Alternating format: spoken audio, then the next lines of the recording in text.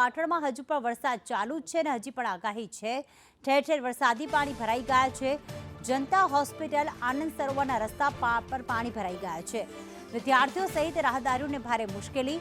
Railway ગરનાળા પારેવા circle વિસ્તારમાં પાણી ભરાયા છે તો બીએમ હાઈસ્કૂલ વિસ્તારમાં પણ અહીંયા પાણી ભરાયા હોવાના સામે આવ્યા।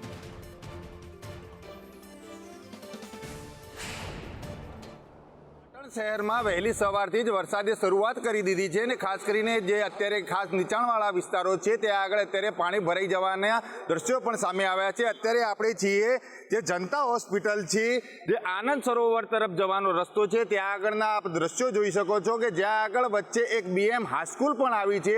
સ્વાભાવિક રીતે જ્યારે અહીંયા આગળ 1 ઇંચથી લઈને વધારે વરસાદ આવે છે ત્યારે અહીંયા પાણી ભરાઈ જવાના અનેક દ્રશ્યો સામે આવતા હોય છે ને જ્યારે વિદ્યાર્થીઓને અનેક મુશ્કેલીઓનો સામનો કરવો પડતો હોય છે। યા તો આ રસ્તો બંધ થઈ જવાના કારણે તેમને કાં તો સ્કૂલમાં ફસાઈ જવાનો વારો આવતો હોય છે અથવા તો વાલીઓ દ્વારા તેમને અહીંયા લેવા આવવાની મુશ્કેલી પણ અહીંયા થતી હોય છે।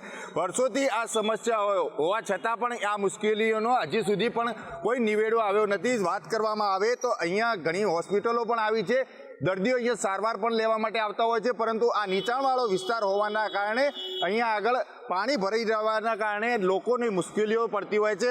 વિદ્યાર્થીઓને જ પૂછ્યું, બેટા શું નામ છે તારું અને અહીંયા જ્યારે વરસાદ ભરાય છે ત્યારે પરિસ્થિતિ કેવી થાય છે? અહીંયા વરસાદ પડે ત્યારે પાણી ઢીચણ સુધી ભરાઈ આવ્યા અને સ્કૂલમાં આવવા જવા માટે બહુ તકલીફ થાય। ઢીચણ સુધી પાણી હોય। આ રોડમાં વરસાદ પડે ત્યારે રજા આપવી પડે સ્કૂલમાં વારંવાર। તો સ્વાભાવિક રીતે જ્યારે પણ પાટણના અંદર આ નીચાણવાળા વિસ્તારોના અંદર પાણી ભરાઈ જાય છે ત્યારે સામાન્ય પ્રજાથી લઈને વિદ્યાર્થીઓ સુધી મુશ્કેલીનો સામનો કરવો પડી રહ્યો છે। યશવંત પટેલ, સંદેશ ન્યૂઝ, પાટણ।